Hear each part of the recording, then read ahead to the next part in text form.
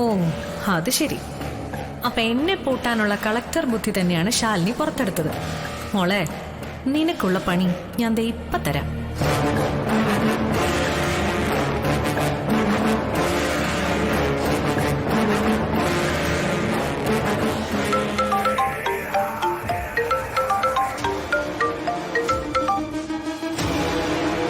അപ്പൊ നീ നേർക്ക് നേരെ നിന്ന് പടപൊരുതാൻ തന്നെ തീരുമാനിച്ചു അല്ലേ?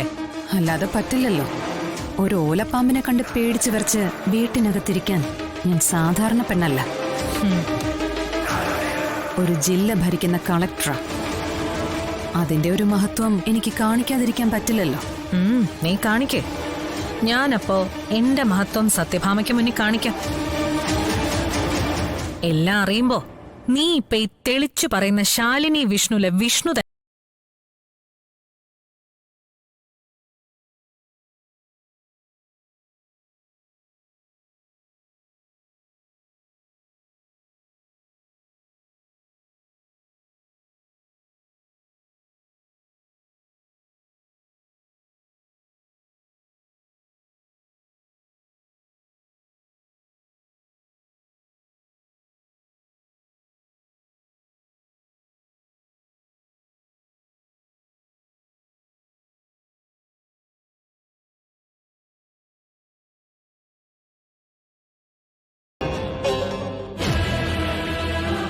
എന്നെ ഫോൺ വിളിക്കുന്നവൾ ഇവിടെ എവിടെയോ ഉണ്ട്.